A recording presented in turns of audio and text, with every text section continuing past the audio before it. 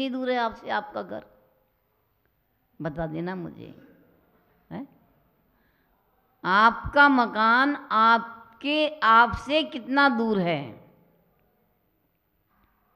पहुंच जाना मेरी जगह पर। मकान ये शरीर जिसमें बैठे हैं, और मकान मालिक कौन? जो बैठा है। कितनी दूर है? कितनी दूर है? विचार कर लेना। कहाँ जाना है ढूंढने के लिए? कहीं जाना नहीं है, क्योंकि हमें अपनी अपनी कहानी तो जाननी है। दूसरे की जानने के क्या प्रयोजन? उसकी करनी उसके साथ, सामने वाला जो कर रहा है उसका फल उसे भोगना है, और अपनी करनी का फल हमें भोगना है। तो बंधुओं, जब करनी अपनी अपनी है तो फल भी अपना अपना है। अपनी भूमि, अपनी खेती में अपन ने ही बोया बीज, तो फल कौन काटेगा? पड़ोसी आकर के, समाज काटेगी आकर के, कौन काटेगा? हमको ही भोगना पड़ेगा। तो शुभ अशुभ कर्म के फल मझार, शुभ और अशुभ जो कर्म होते हैं उनका जब परपाक काल आता है, तो उस परपाक काल में जीव रति भाव करता है और अरति भाव करता है। रति माने प्रीति करता है और अरति माने द्वेष करता है। विचार करना, हम तो नहीं करते ना। जीव करते होंगे, किसी जीव की कहानी होगी, लेकिन माताजी हम तो बिल्कुल नहीं करते। कोई है ऐसे? हो तो हाथ ऊंचा करके बता देना मुझे। कोशिश तो उसी की चल रही है कि न किया जाए, लेकिन फिर भी प्रतिफल समझ में आता है कि अपनी करनी का फल है।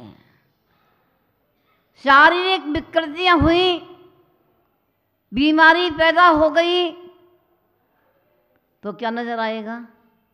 अपनी ही करनी का फल है।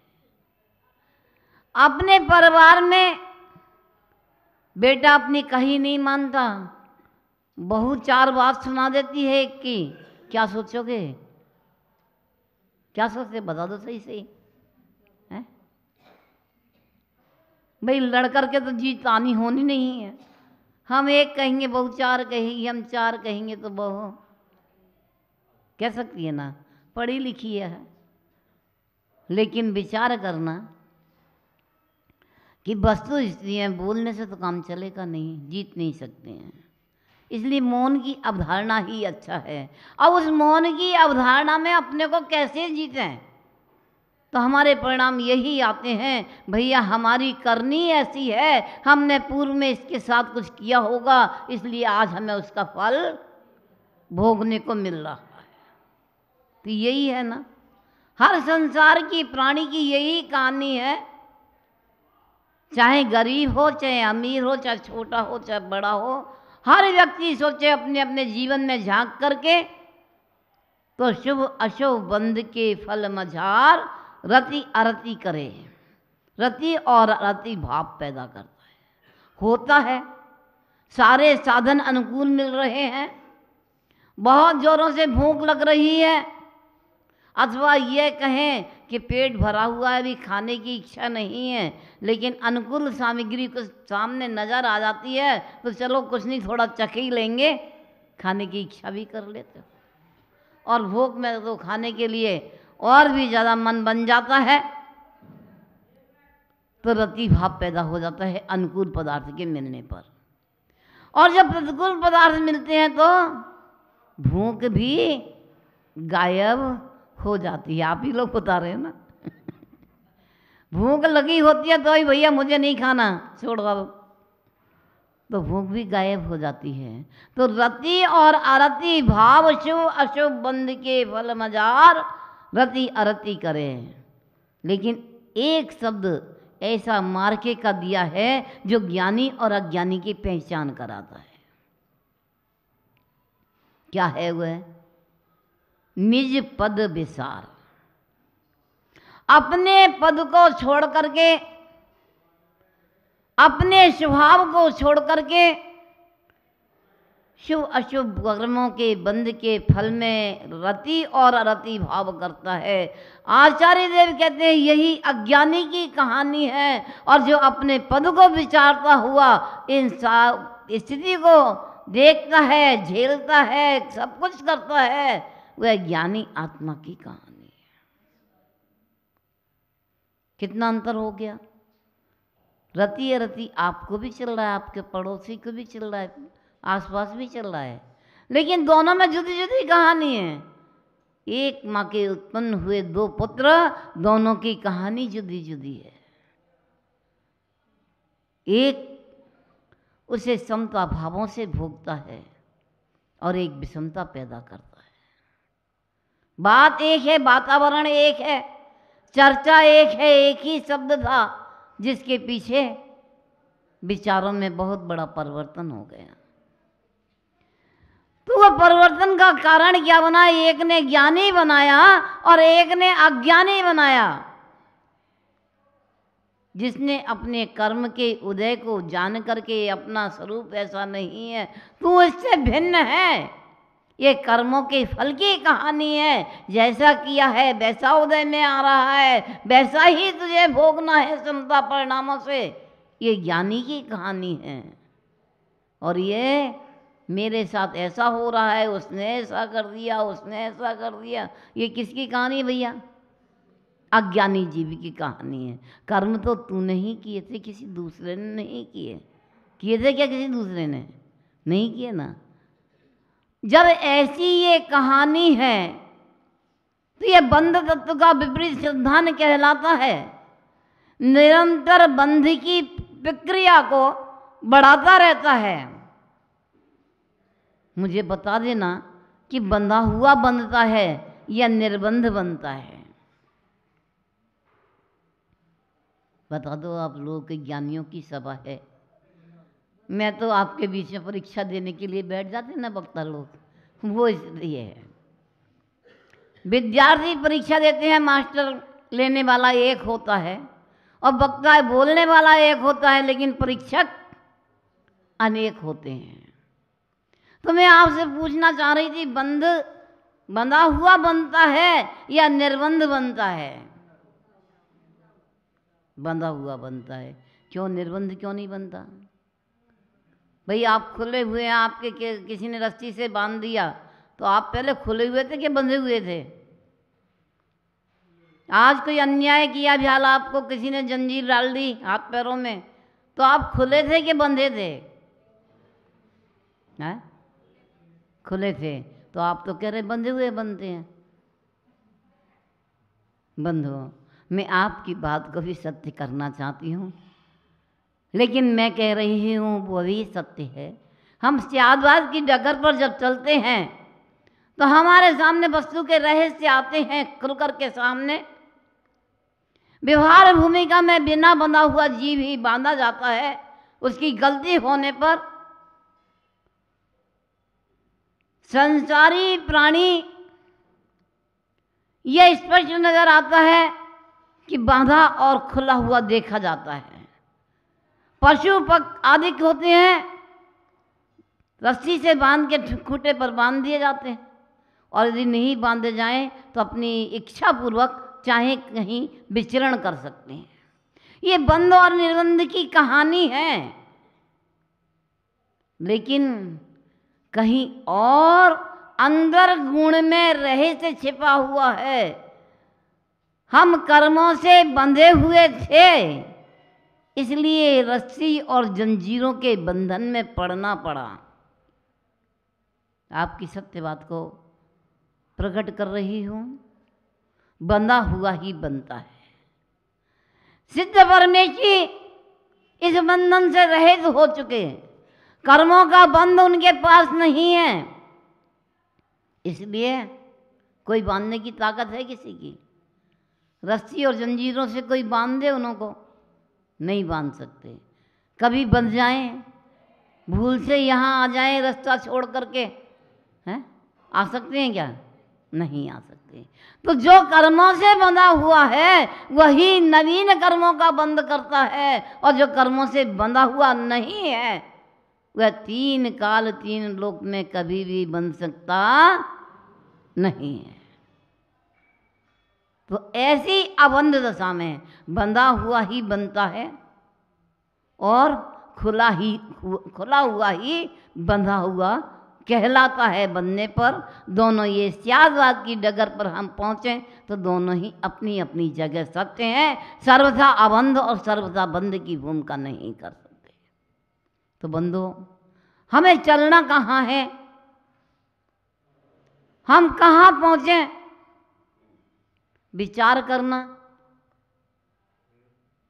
कहाँ चल रहे हैं और कहाँ चलना है। ऐसे बंध के रास्ते हम समझते हैं कि हमारे ही परिणाम हैं। इन हमारे परिणामों से निज पद विचार वाली जो शब्द की भूमिका है, यदि हमने उस पर ध्यान दे लिया तो हमें ज्ञानी बन जाएंगे, और उसको छोड़ दिया तो अज्ञानी तो है ही, उसे तो कहीं से लाना नहीं है।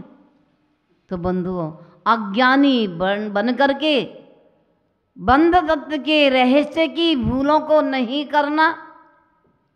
जीव रागी जैसी होता है, प्रीति अप्रीति करता है, लेकिन फिर उसकी वो ऊपरी कहानी बन जाती है। दिखावा सब कुछ करना पड़ता है, लेकिन अंदर में वह जागृत है, सावधान है, स्वरूप को समझ रहा है, इसीलिए उसके कर्म का बंध भी हल्का हो रहा है।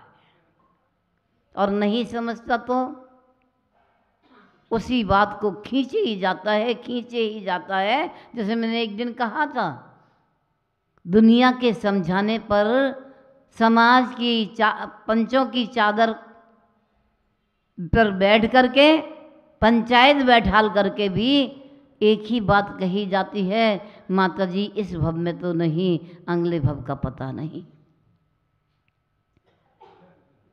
तो क्या हुआ, एक ही बात इतनी खींची जा रही है जिसके टूटने का नाम नहीं है। तो हमारा संसार टूटेगा क्या? वो अनंतानबंधी के दायरे में चला जा रहा है, मिथ्यात के दायरे में चला जा रहा है। हम शब्दों से चर्चा करते हैं, मिथ्यात बुरा है, मिथ्यात बुरा है। मिथ्यात के कारण जीव संसार में भटकता है, लेकिन ये चर्चा को की कथनी रटनी का कार्य नहीं करे। कथनी में कह दिया हम बंधे हुए हैं, क्या करें माता जी, हमारा तो स्वभाव है। अरे वह तेरा स्वभाव नहीं, वह तो तेरी वैभाविक परिणति है। और एकांतिक मान करके कोई अपने को शुद्ध और सिद्ध भगवान के समान ही मानने लग जाए, माता जी मैं कर्मों का बंध करता ही नहीं। क्या होता है, मैं कर्मों का बंध नहीं करता।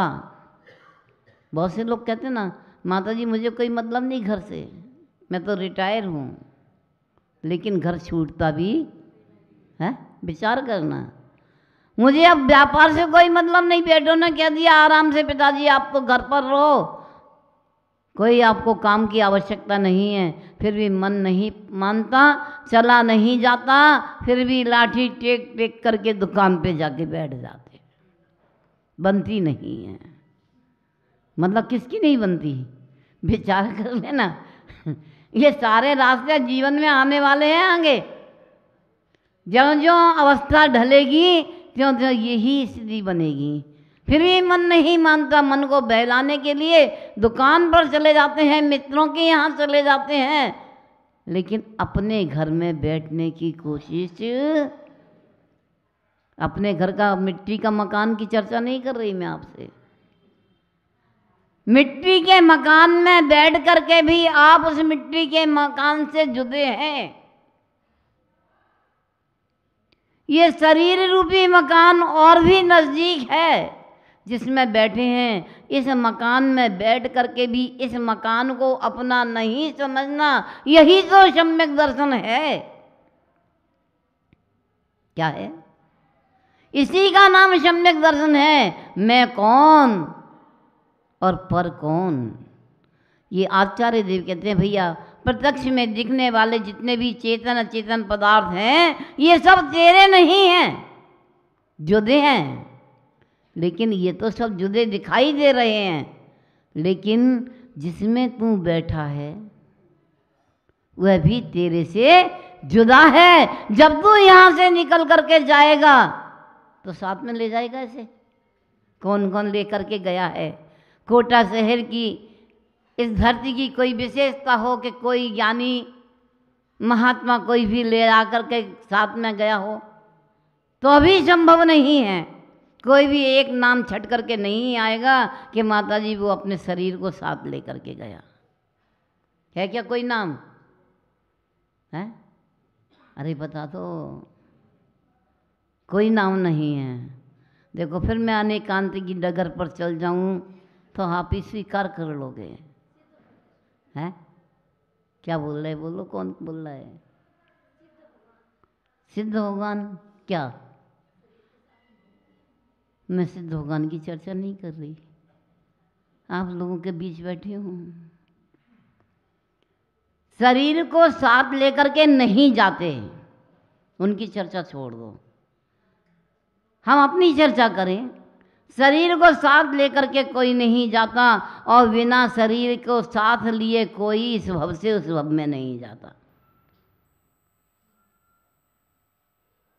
अब कैसी बताओ?